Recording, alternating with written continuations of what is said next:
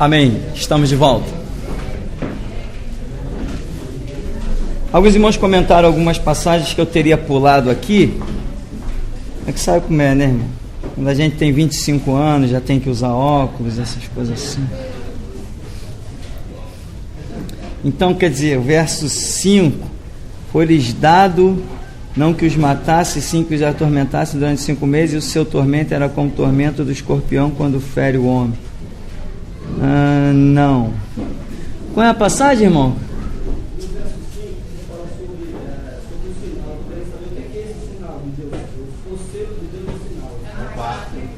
No 4. E foi-lhes dito que não causassem dano à erva da terra, nem a qualquer coisa verde, nem a árvore alguma, e tão somente aos homens que não têm o selo de Deus sobre a fronte, né? Não tem o selo de Deus. Nessa época aqui muita gente vai estar selada com a simbologia do 666, né? Que as pessoas ainda acreditam que é 666, não tem nada a ver, não é literal, é simbólico. Mas aqui no caso, eu não vejo mais aqui esse sinal aqui, eu não vejo uma igreja, eu não vejo uma multidão incontável, eu não vejo não. O que eu entendo por aqui? Esse período aqui, para mim, a igreja já foi arrebatada. Então o que tem muito por aí é judeu e crente que ficou. O crente que ficou, ele perde a salvação. Isso é o que eu entendo. Entendo a ponto de apostar a minha vida. O crente que não for arrebatado, ele perde a salvação, porque a salvação é um tipo de galardão, é a coroação. Então ele perde a salvação e tem que recomeçar tudo de novo. Se ele tinha alguma coisa como galardão e não foi arrebatado, ele perde tudo para recomeçar do zero. E agora só resta para ele um escape. A única coroação que ele vai ter é como João vê aqueles que vieram da grande tribulação, têm as vestes brancas salpicadas de sangue, recebem um consolo de Deus também, recebem alguma coisa, mas não aquilo que tinham antes no tempo da graça, aquilo que pela confissão deles, eles conquistaram exclusivamente naquele tempo ali de grande tribulação. Então esse sinal aqui para mim estará vinculado muito em especial à nação judaica, é o que eu vejo. Por quê? Porque Jesus falou, olha, no tempo que nós identificamos como tempo da grande tribulação, ele diz assim, se aqueles tempos não fossem abreviados, nem mesmo os escolhidos se salvariam. E nós identificamos claramente na Escritura que escolhidos não são a igreja, escolhidos é a nação judaica. Sempre que a palavra escolhido aparece, ela se refere à nação judaica, a descendência de Abraão, Isaac, Jacó. A palavra escolhido não se reporta à igreja, mas a Israel. Então o que eu vejo aqui? Esse remanescente, a gente chama de remanescente, ou seja, aqueles que no final dessa catástrofe ainda vão estar confessando Jesus Cristo, de alguma maneira, ou os princípios de Deus, no caso da nação judaica, ou vão estar aguardando um Messias, ou enfim, que vão ter algum vínculo espiritual ainda. Esses é considerado como tendo o sinal de Deus. O que é esse sinal? Não é algo visível, é algo que só quem vê são mesmo os seres espirituais. Então por isso é dado uma ordem que eles não poderiam tocar, danificar esses que tinham o sinal de Deus. Quem são esses que têm o sinal de Deus? São aqueles que mantêm a confissão dos princípios de Deus. Mesmo nesse período de grande tribulação, esse caos terrível aqui, alguém ainda vai estar confessando Cristo. Certo ou errado? Certo. Por quê? Porque tem os mártires da grande tribulação. Porque alguém está selado. Como selado? Não é que Deus foi lá e pôs um selo. Não é isso. A confissão da pessoa faz com que ela seja selada. Ninguém é selado. Deus olhou ali, aquele ali é bonitinho, sela aquele lá, pá. Aquele ali é olhos azuis, sela aquele ali. Não é nada disso.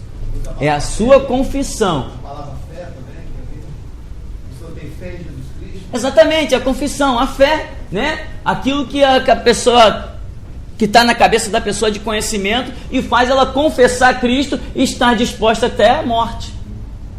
E isso vai ser muito em especial com a nação judaica. Agora, vai ter crentes, vamos assim dizer, que ficaram e também vão ter confissão? Muita gente vai levar um choque. Quando o camarada disse assim, caramba, a igreja foi, eu fiquei. Olha só. E hoje nós temos pessoas cheias do conhecimento da Escritura, mas não vivem essa Escritura. Então elas não serão arrebatadas, mas terão conhecimento.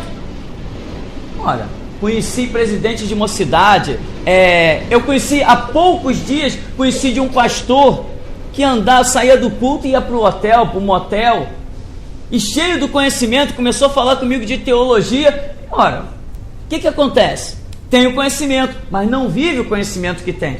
Então, muita gente que não for arrebatada vai ficar impactada, vai dizer assim, caramba, tudo aquilo era verdade, e agora?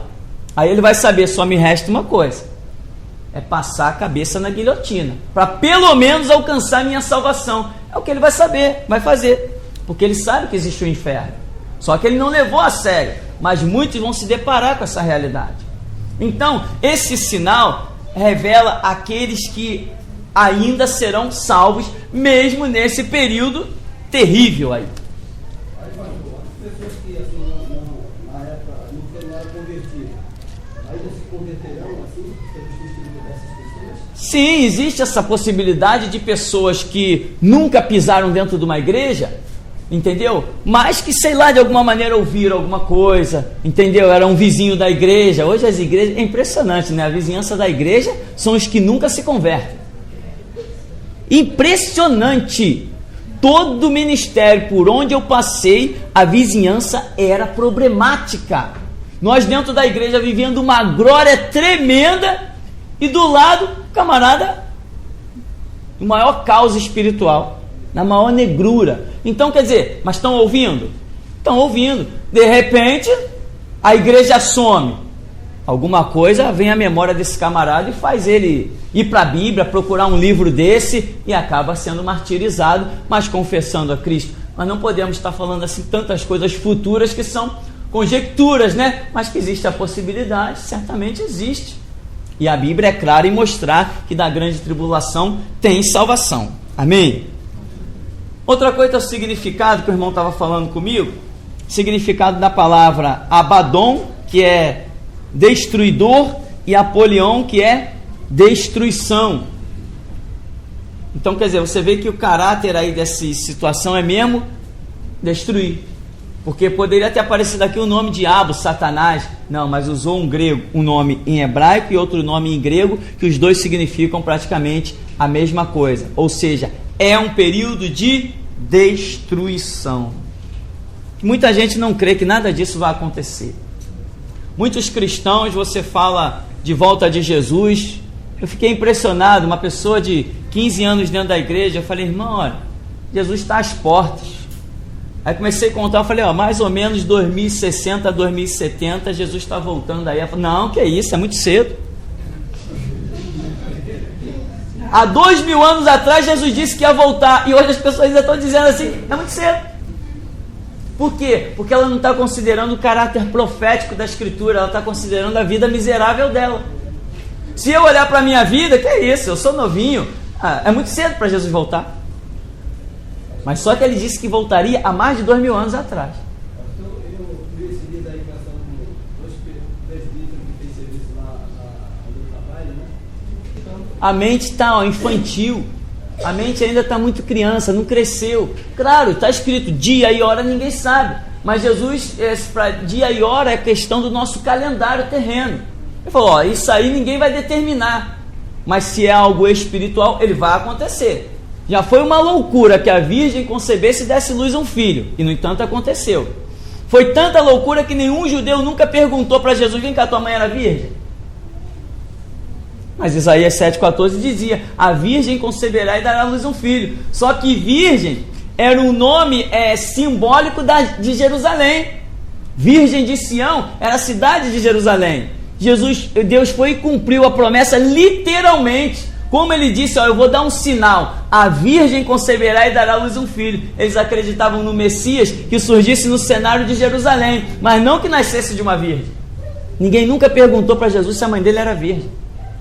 Então, o que acontece? São situações em que a mente das pessoas se torna muito pequena, dia e hora, mês, ano, não, ninguém sabe, mas existe um mover espiritual. E Daniel, o anjo diz para Daniel, os sábios, não é qualquer um, os sábios discernirão o tempo e o modo. Não disse que nós discerniríamos o dia e a hora, disse que nós discerniríamos o tempo e o modo. E o que é tempo? Quando você olha para o céu, você diz assim, ó, o tempo está assim, assim, não está? Jesus falou assim, hipócritas, sabeis discernir a face do céu, dos tempos, das estações, e não sabeis essas coisas? Então quer dizer, você olha para o céu e diz assim, vai chover. Você olha a altura das nuvens, você olha a cor das nuvens, você olha o vento, como ele está, a velocidade do vento. É tempo, é um conjunto de informações. E aí você diz assim, vai chover, mas eu te desafio a dizer assim, que hora vai chover? Você sabe que vai chover, você vai dizer, caramba, vai chover, não vou sair, não vou para tal lugar, porque está arriscada a chuva me pegar no meu caminho. Mas você não consegue determinar que hora, minuto a chuva vai descer. É um sinal dos tempos, entende? Então você fica ligado que aquilo pode acontecer a qualquer momento, mas você não tem como determinar o momento. Então, o que acontece? Falta muito estudo. Hoje você entra nas igrejas batistas, está lá eles ainda estudando, incrível, pontos salientes. Quando eu me converti, eles estudavam a mesma revistinha.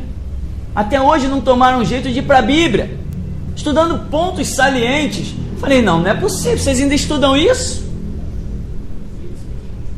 Pontos Salientes é uma revista de uma editora aí, que não sei se ela é batista ou assembleana, acho que é batista.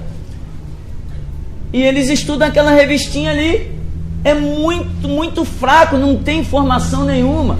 Você entra nas Assembleias de Deus, também revistinha, só revistinha, ninguém vai para a Bíblia.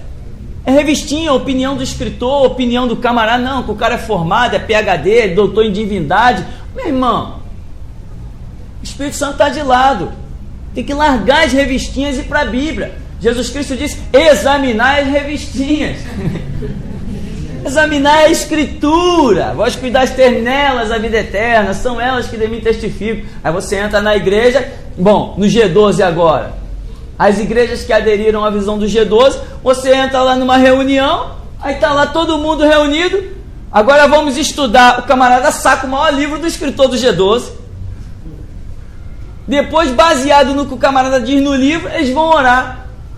Quer dizer, acabou a igreja? Igreja fundamentada fora do Evangelho? Acabou a igreja, não tem mais igreja. Aqui no verso 8, diz que eles tinham cabelos como cabelos de mulher e seus dentes como dente de leão. Quer dizer, esse enfatizar dos dentes aí está ligado àquele potencial de destruição, de morte, né? O leão é um predador terrível, né?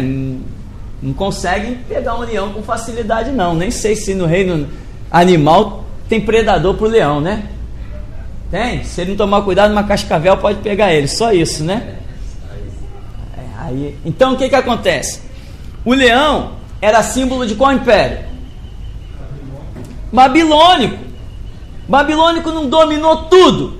Lembra o que Daniel falou para o rei Nabucodonosor? Olha, aonde existe ser vivo, tu domina.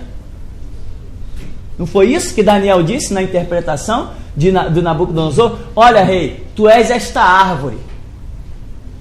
Aonde existe povos, tribos, línguas e nações, o Deus, Criador dos céus e da terra, deu o domínio a você.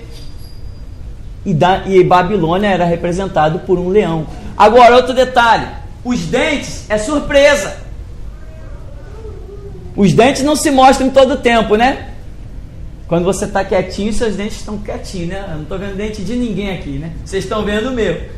Então o que acontece? Os dentes é surpresa com que o inimigo se levantará para devorar. O que vai ter gente lamentando, pranteando? Não, mas aqui minha carteira, ó, eu pertenço, aqui o meu símbolo, ó.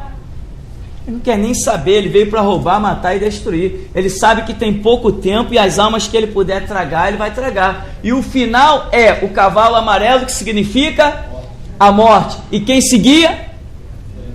O inferno o seguia. O diabo não tem aliado. Muita gente pensa que tem, né? Eu ganhei a eleição. Aí vai lá, dá um charuto para Pombagira, dá um garrote pro tranca-rua. Eles me fizeram ganhar a eleição. Fizeram. Mas eles querem algo mais. A sexta trombeta, no verso 13. O sexto anjo tocou a trombeta, e ouvi uma voz procedente dos 4 ângulos do altar de ouro que se encontra na presença de Deus, dizendo ao sexto anjo, o mesmo que tem a trombeta: solta os 4 anjos que se encontram atados junto ao grande rio Eufrates.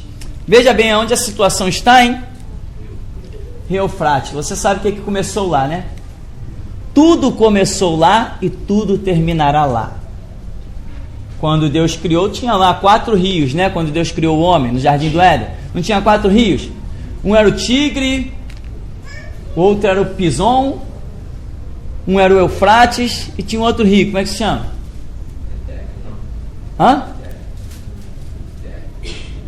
Isso, é uma coisa dessa assim, que tem 4 rios ali.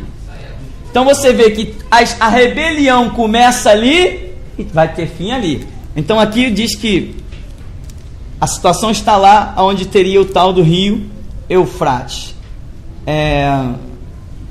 No verso 15, foram então soltos os 4 anjos que se achavam preparados para a hora, o dia, o mês e o ano, para que matassem a terça parte dos homens. Esse verso 15 aí está falando de dia, hora, mês, ano, ou seja, as pessoas não entendem isso.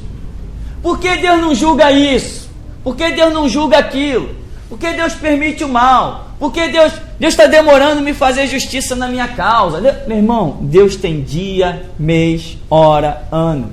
Ele determinou pela onisciência dele a hora em que ele vai julgar a questão, a hora em que ele vai fazer a justiça, a hora em que ele vai agir. Ele determinou isso. Não adianta eu dizer assim, Senhor, apressa-te. Que apressa-te? Só se ele tivesse como se atrasar. Ele não tem como se atrasar.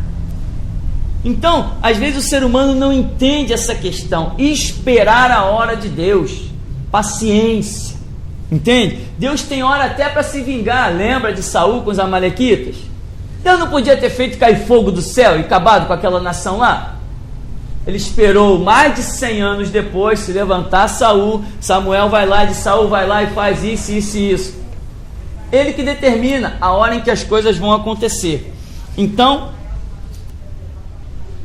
mês, ano, para que matassem a terça parte dos homens. Terça parte, se você ler na versão, várias bíblias de rodapé, eles dizem que essa terça parte significa uma destruição mínima. Quer dizer, só a terça parte. Não, ao contrário, é uma destruição máxima. Porque nós já estudamos que 1/3 significa toda a rebelião de Satanás. O dragão com a sua cauda, que é traição, arrastou 1/3 das estrelas do céu, que representam demônios, anjos caídos. Então aqui ele está agindo com força total. Esse 1/3 não significa minoria, significa uma destruição maciça sobre todo o planeta Terra. E diz que o número dos exércitos da cavalaria era de 20.000 vezes 10 milhares, ou seja, 200 milhões, né? Você tem ideia do que são 200 milhões? E eu ouvi o seu número. Assim, nesta visão, contemplei que os cavalos e os seus cavaleiros tinham couraças cor de fogo. Fogo significa o quê? Juízo. De jacinto e de enxofre. Enxofre é símbolo de quê? Enxofre é símbolo... Enxofre é símbolo de uma morte terrível. Enxofre é símbolo de morte para aqueles que já não têm salvação, aqueles que estão condenados ao inferno. Isso aqui é um enxofre. Diz que em Sodoma e Gomorra, que era habitada por sodomitas, lésbicas, prostitutas, etc., diz que lá choveu fogo e enxofre. E hoje a ciência, estudando aquilo ali, tem dito que a quantidade de enxofre encontrada naquele solo é impressionante. Nada brota naquele lugar, nada nasce naquele lugar, nada pode ser construído naquele lugar, devido à quantidade enorme de enxofre. Então, aqui você vê que ele vem, né, com fogo, que é juízo, jacinto e enxofre, quer dizer, ou seja, muita gente, o número de pessoas que vão baixar ao inferno nesse períodozinho curto vai ser algo impressionante. A cabeça dos cavalos era como cabeça de leão, e da sua boca saía fogo, fumaça e enxofre. Por meio destes 3 flagelos, a saber, pelo fogo, fumaça e enxofre, que saíam da sua boca, foi morta a terça parte dos homens. Não é uma minoria, é uma maioria esmagadora. Pois a força dos cavalos estava na sua boca e na sua cauda, porquanto a sua cauda se parecia com serpentes, e tinha cabeça, e com ela causavam danos. Por que a força desses cavalos está na boca e na cauda? Da boca saem palavras, da cauda é... Você entendeu por que a força do cavalo está na boca e está na cauda? Porque lá, Daniel diz que entre os chifres que surgiam, um pequeno chifre também surgia, e diz que ele tinha uma boca que falava blasfêmias e grandes coisas com insolência, e falava grandiosamente a ponto de ofender os exércitos do céu. Então esta é a força do diabo, palavra e traição. É ou não é? Para pensar se tudo que o diabo tem nesse mundo não é palavra e traição. Quantas pessoas hoje servem o diabo iludidas? Lá no terreiro de macumba, opa, haja traição e engano. Eu vou te dar isso, né? Tem terreiro de macumba que o demônio se manifesta, vai lá no camarada, coitado. Também já passei por isso. Esse é meu filho. Aí o demônio abraça o cara, manifestado em alguém, né? Esse aqui é meu, esse aqui é meu, eu guardo esse. O camarada se sente todo cheio. Esse aqui, quando antes de, nas outras vidas passadas, esse aqui foi Alexandre o Grande. Ih, camarada se sente, né? Se ele pelo menos tivesse sido Alexandre o Grande, porque Alexandre o Grande, antes de morrer, fez 3 pedidos. Primeiro, ele disse que quem deveria carregar o caixão dele seriam os médicos. Depois, ele disse que todas as riquezas que ele conquistou tinham que ficar no meio do caminho até o lugar do sepultamento dele. E as mãos dele tinham que ir para fora do caixão, para que todo mundo visse. Aí o general disse assim: mas por que isso, Senhor? Que eu quero que as pessoas vejam. Os médicos, diante da morte, eles não têm nenhum poder. E as riquezas, tudo que nós conquistamos nessa terra vai permanecer nela. E as minhas mãos têm que ir para fora do caixão, para que as pessoas vejam que neste mundo nada trouxemos e dele nada levaremos. Alexandre o Grande. Então, palavra e traição é tudo que o diabo tem a oferecer. Ele veio para roubar, matar e destruir. Mas o mundo não sabe disso. Se eu e você não denunciar o tranca-rua, as pessoas vão continuar chamando ele de meu pai.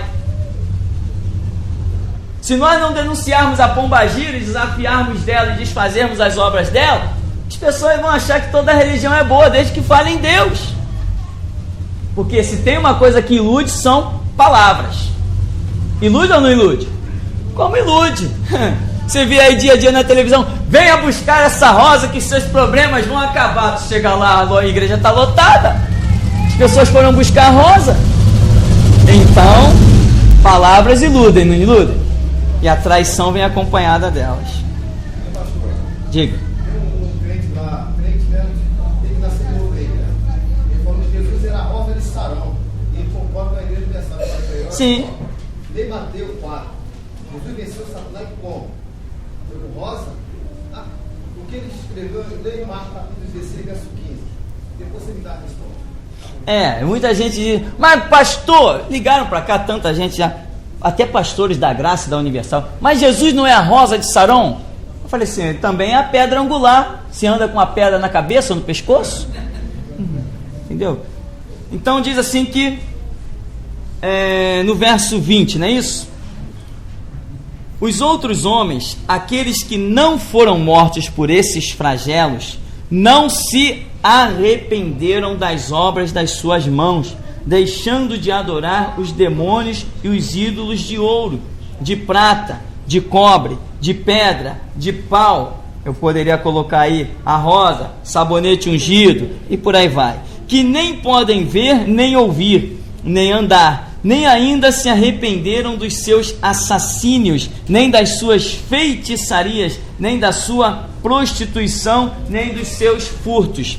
A palavra prostituição aí, ela entra aqui num contexto que nós podemos considerar os dois, né? A prostituição natural é a comércio do sexo, mas muito em especial prostituição, como nós identificamos no profeta Oséias e desde o Antigo Testamento, que Deus considera prostituição aqueles que deixaram o Deus verdadeiro e passaram a seguir deuses falsos.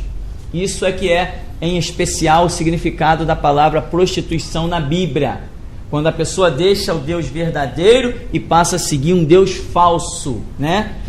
E hoje tem muito Deus falso por aí, né? A semente ungida, a pedra do Monte Sinai, a água do Rio Jordão, as pessoas, fogueira santa do inferno, de Israel. As pessoas têm tudo isso aí como deuses, porque elas atribuem realmente uma vitória àquilo. Então largou o Deus verdadeiro, os princípios divinos do Evangelho, e se mergulharam nisso aí, se tornaram idólatras.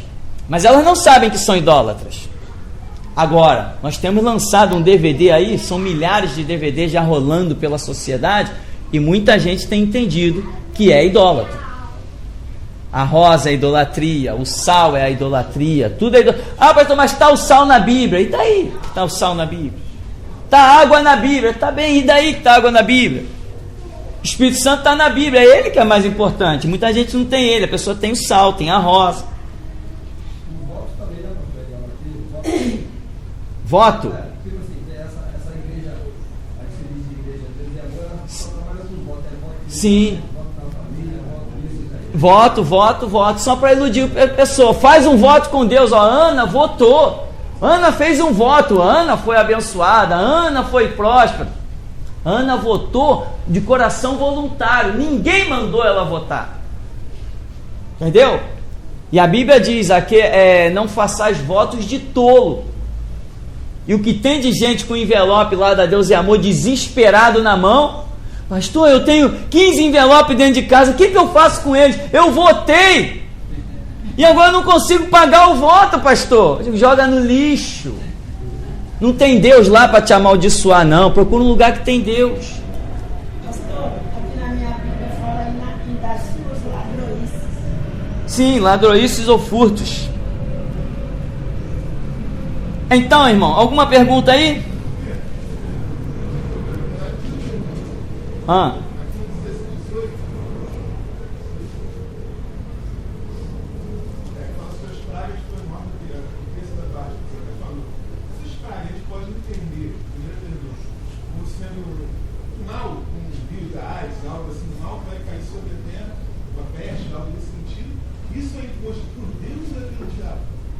Veja bem, esse mal aqui, essas pragas, hoje nós estamos vivendo um tempo de pragas, até eu diria naturais, né? Porque a AIDS, muita gente atribui a AIDS ao diabo. Não, eu não atribuo nada. O diabo, ele não tem poder de criar um vírus. E o que está detectado é que a AIDS é causada por um vírus. O diabo não tem poder criacionista de nada. O diabo não pode criar um grão de areia. Ele não tem esse poder de criar um grão de areia. Tudo que for a nível de criação, o diabo está fora, ele não tem esse poder. Agora, nós conhecemos pessoas sob influência maligna que morreram com tuberculose. Mas tuberculose que nem a chapa, nem Os exames médicos detectavam. O sintoma era, mas ninguém detectava. Problemas no sangue que nenhum médico detecta. O remédio curou uns, mas não cura outros. Então existe realmente uma ação maligna no campo das enfermidades. Isso aí nós temos uma história com isso. Conhecemos muitos casos. Agora, quando fala que essas pragas aqui, eu nem penso em AIDS ou esses males assim que tem surgido, não. Eu penso mesmo numa ação maligna que está ocorrendo em opressão aos homens, porque diz que os demônios que foram liberados, eles receberam a permissão de 5 meses a atormentar a humanidade. Então essas pragas é todo um fator terrível espiritual que vem sobre a humanidade. Por exemplo, Jó foi acometido, diz a Bíblia, de chagas dos pés à cabeça, e nós vimos que aquilo ali foi feito pelo diabo. Dizem alguns estudiosos que Jó, se alguém olhasse para Jó a uma certa distância, não reconheceria de forma alguma que ele estava em chagas completas, coçando o corpo com casco de telha. Diz que o corpo de Jó estava quase que 3 vezes o tamanho real, porque ele ficou completamente inchado. Eram pragas? Sim. Eram catástrofes que estavam sobre a vida de Jó? Sim. Eram coisas naturais? Não, era todo um mover espiritual, em que o diabo agiu e fez aquilo. Então eu penso o seguinte: como está sendo liberados os demônios, e a ele está sendo dada a permissão, o que eu creio nesse tempo terrível é que o diabo estará causando todas essas pragas, esses males que virão sobre a humanidade.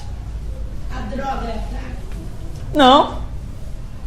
Eu nunca vi o diabo plantando um pé de maconha. Entendeu? Por isso que eu vejo as coisas. Agora, o problema do ser humano também é o mau uso. Hoje se usa cocaína nos hospitais para amenizar dores. Entendeu? A maconha era usada pelos índios que, para trabalhar durante muitas horas, mastigavam a folha da maconha, e aquilo lhes permitia um certo desempenho, vamos assim dizer, profissional, trazendo para os dias de hoje. Agora, o problema é que tudo que as pessoas usam tem que tomar cuidado. Aí alguém diz assim: a maconha é pecado? Quem criou a maconha? Quem criou a maconha? Agora, o mau uso da maconha é pecado? Tem que ter cabeça para discernir as coisas. Entende, meu irmão? Tem que ter cabeça para discernir as coisas. E tem certas coisas que a gente fala e as pessoas não compreendem, porque a mente está muito parada num conceito doutrinário. Se a maconha fosse pecado, então Deus criou o pecado e colocou diante do homem, entendeu? Quando na verdade, se nós pararmos para pensar mais cautelosamente, nós não vamos chegar à conclusão de que um pé de maconha é pecado, mas o mau uso daquilo ali é pecado. Entendeu? Hoje nós temos outras árvores que não têm um poder tão forte, mas também tem seus efeitos.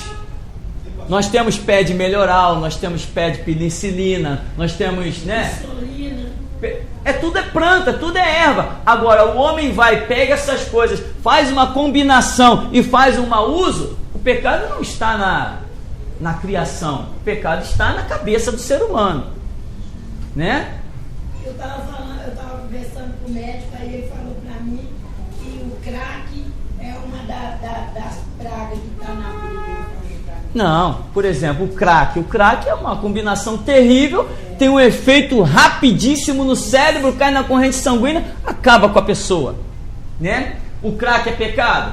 Se alguém tiver uma pedra de crack lá em cima da estante, que pecado tem? Agora, quando ela usa, entendeu? Um revólver é pecado? Um revólver é pecado? O objetivo, o uso, a intenção, o pecado está aqui dentro da cabeça. O pecado não é aquilo que está fora de mim, o pecado é o que está dentro de mim. Jesus falou: o que entra no homem contamina, mas o que sai do homem, isso contamina. Pastor,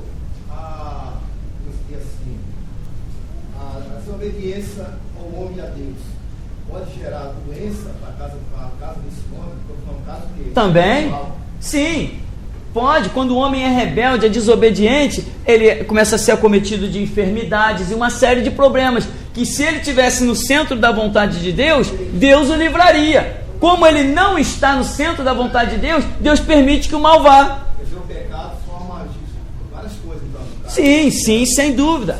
Nós vemos na Escritura Jesus curando pessoas dizendo assim: vai e não peques mais para que não te suceda mal maior. Então, por essa expressão, nós chegamos à conclusão que Jesus disse que a enfermidade daquela pessoa era consequência de pecado. Senão, por que ele dizia isso? Vai e não peques mais para que não te suceda mal maior.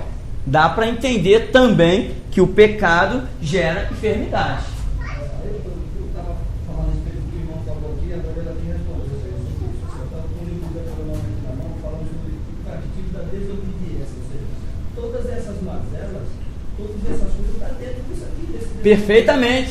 Deuteronômio 28 é perfeito nisso aí. Diz, ó, se tu guarda a palavra, o Senhor te cura, Ele repreende a tísica, Ele repreende a febre, Ele abençoa o teu gado, Ele abençoa você na cidade, no campo, Ele abençoa. Mas se você não guarda a palavra, aí Ele inverte tudo.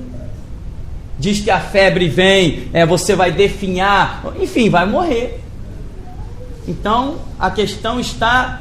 Chega uma hora que fala que seu inimigo tomará até sua mulher também, né? É uma destruição total. E o que está acontecendo nesse período que nós estamos aqui vendo na Escritura? O período da grande tribulação. Ele é justamente o período em que Deus está julgando a humanidade, como Paulo disse. Porque não receberam o amor da verdade para se salvar. Deus lhes permitirá a operação do erro. Pastor, É um caos. todas as pessoas que morrem mesmo assim, foi tudo, mesmo que seja ímpio, foi permissão do Senhor? Veja bem, a morte, pelo que temos entendido, algumas pessoas dizem assim: se o pecado não tivesse entrado no mundo, o homem não morreria. Opa, calma aí, vamos com calma. Por quê? Porque não está escrito isso.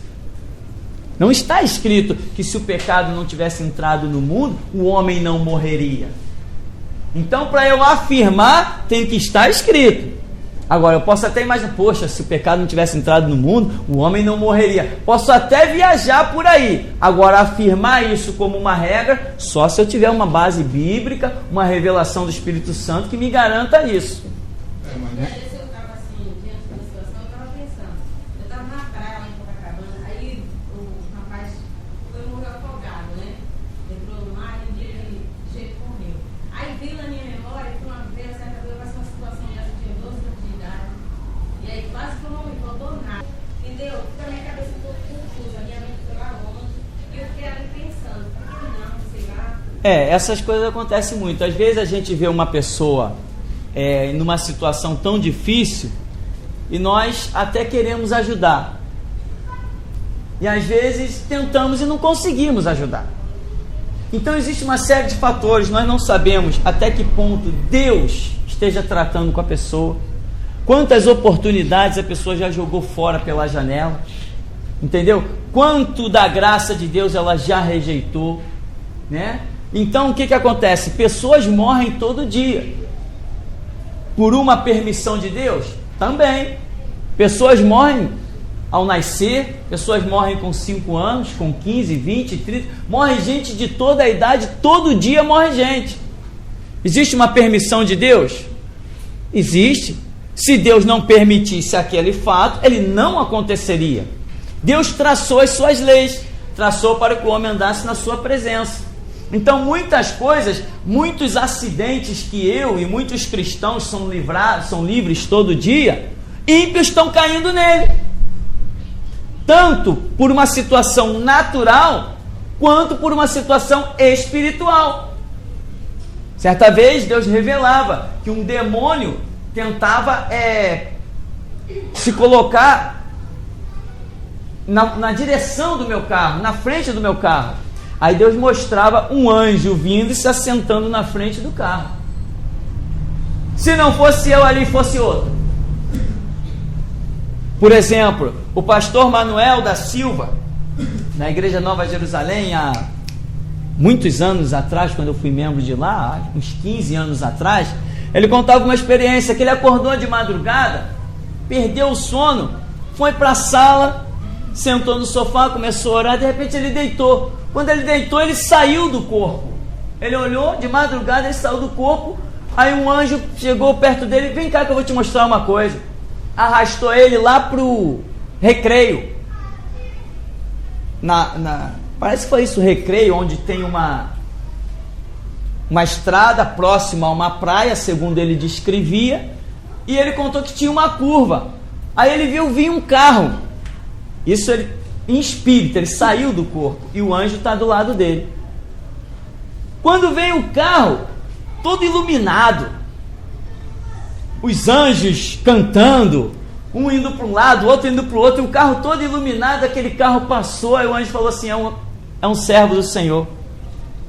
Daqui a pouco atrás vem um outro carro, cheio de sombras negras, uma passando para lá, uma passando para cá, o carro todo em trevas. De repente ele vê uma mão se levantar assim, na frente do carro, e arrear com força.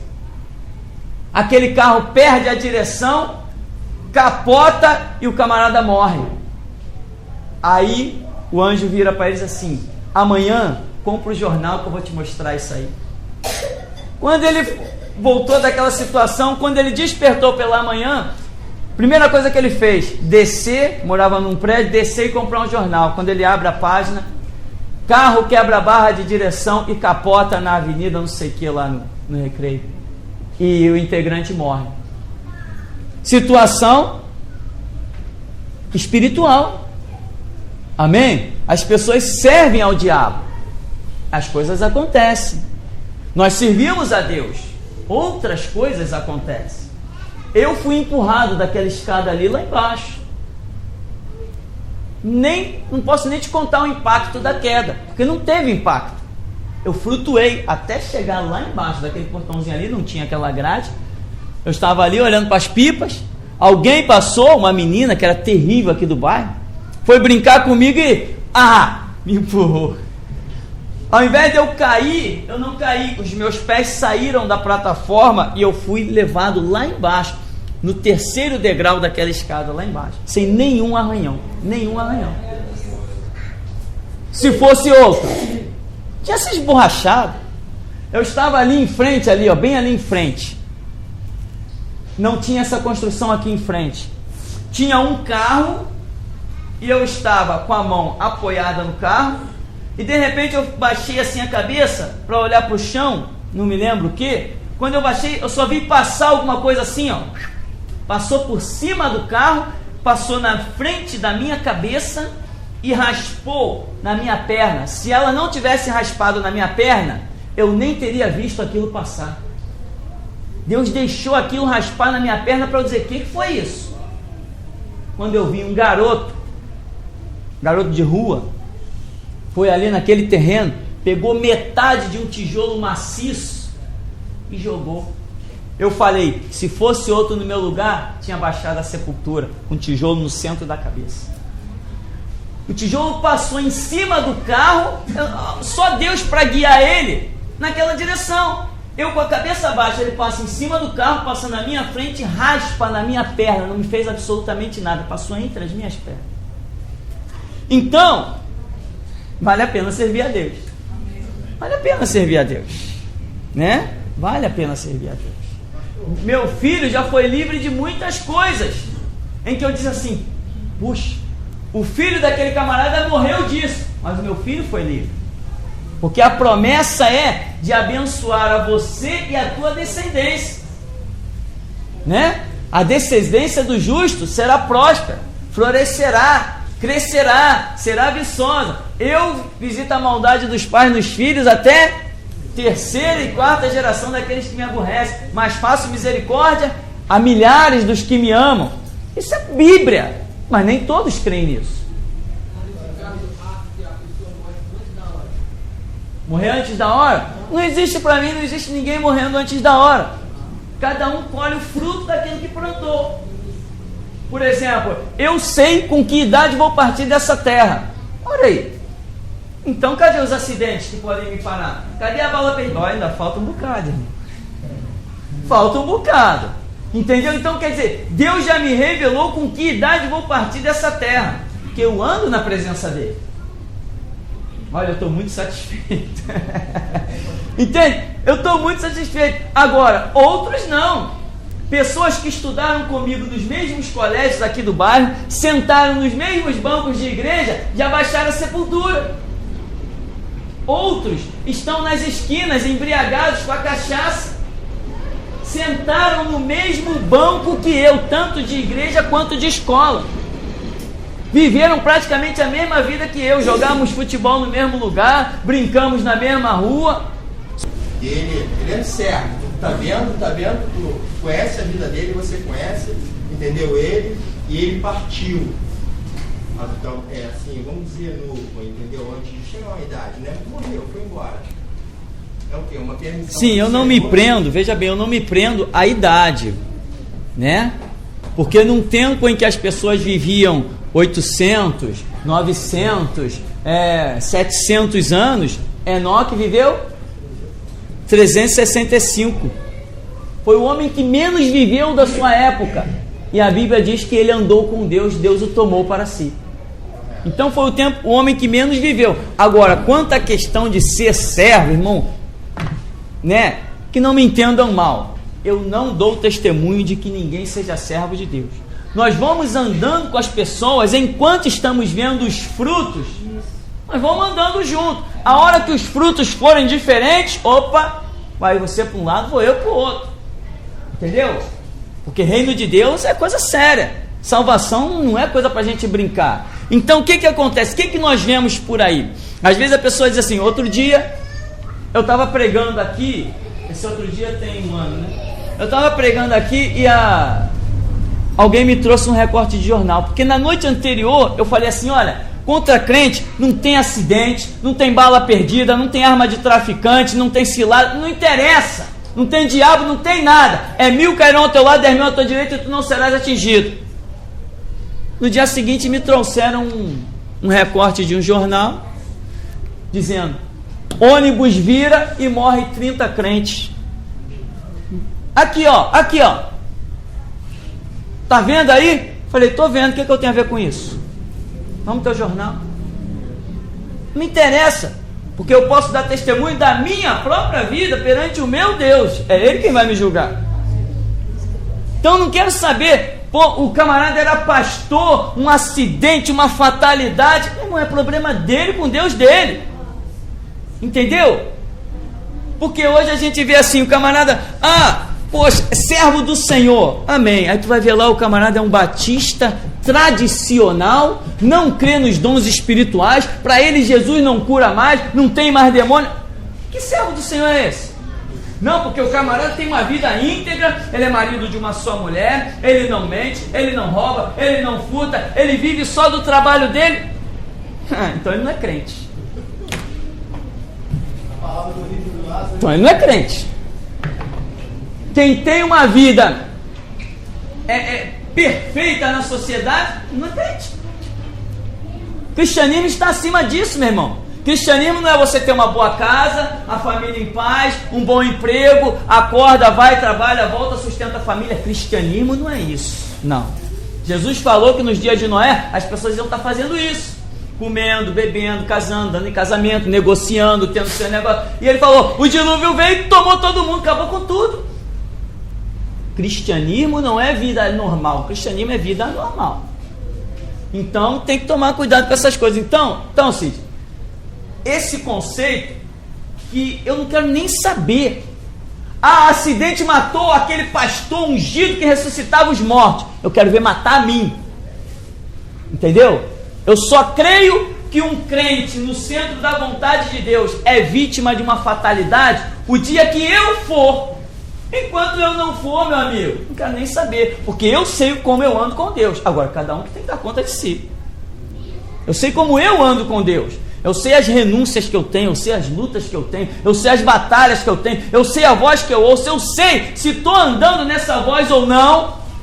Nós tivemos oportunidade, aí eu vou dizer uma coisa para você, nós poderíamos ter entrado na televisão.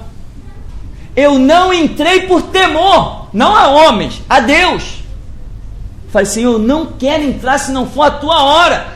E um irmão veio, se prontificou com R$500 por mês, o outro se prontificou com câmera, o outro se prontificou com filmagem, todo mundo se prontificou. Eu falei, caramba, dá pra gente entrar na televisão e segurar e sair. Mas eu dizia, não, se o Senhor não me der um sinal, eu não entro. Tu desse sinal para Gideão, dá para mim, senão eu vou morrer nesse pecado, não vou entrar. Fui para o meu cantinho e ouvi aquela voz, ainda não é a hora. Agora, quantos teriam entrado? Tem dinheiro, opa, TV, é comigo mesmo. Não. Então, meu irmão, veja bem, se um bandido aparecer e disser que vai me matar, ele vai conhecer a cor dos meus dentes, que eu sei que ele não pode me matar. Não foi permitido ao homem tirar a minha vida. Entendeu? Pelo menos não agora. Agora eu sei que não. Então eu zombo dos bandidos, eu zombo deles, eu rio, eu prego em qualquer morro, não quero saber se em cima tem gente de rifle ou de metralhadora. A mensagem que Deus me der é que eles vão ouvir. Não quero saber, meu irmão, não me interessa. Então, esse negócio de, poxa, a fatalidade, o ônibus virou, o carro quebrou. Meu irmão, eu fui livre na Avenida Brasil de tanto acidente que eu falei, meu Deus, já era. 2 caminhões, ainda mais que no começo eu era ruim de volante, que só 2 caminhões me fechou assim. Eu falei, se eu olhar para o lado, eu perco a direção, acabou. Não tinha mais jeito. Aí Deus depois encontra no meu caminho, põe um profeta e diz assim, aí, Deus te livrou hoje. Eu falei, estou sabendo. Entende como as coisas acontecem? Agora, meu irmão, fé não é brincadeira, tá? Você ter uma fé para dizer assim, quem põe o pão na minha mesa não é o meu salário, é o meu Deus. Deus olha para vocês assim, opa, estou procurando alguém assim. Tem muito tempo que eu não acho. Desde Pedro que eu não acho alguém que nem você, meu amigo. Entendeu? Você fazer como Josué e Irion faz, aquele homem é um fenômeno. Camarada reúne dinheiro, reúne recursos, para chegar nos países e deixar tudo lá. Enquanto as pessoas estão querendo chegar por aí, vender CD, vender DVD e voltar com mala de dinheiro. Ele vai com mala de dinheiro para deixar lá. Deus olha e diz assim, opa, tá aí o cara com o ministério dele.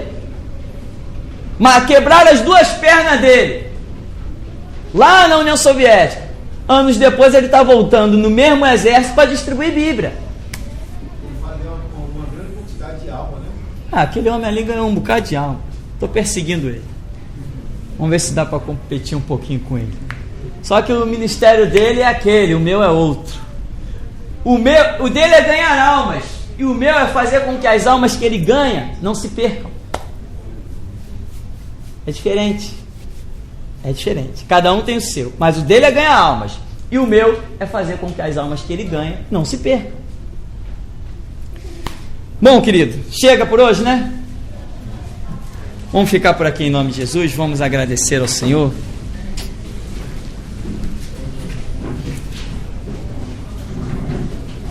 Nosso irmão Juarez vai estar agradecendo a Deus nessa manhã em nome de Jesus.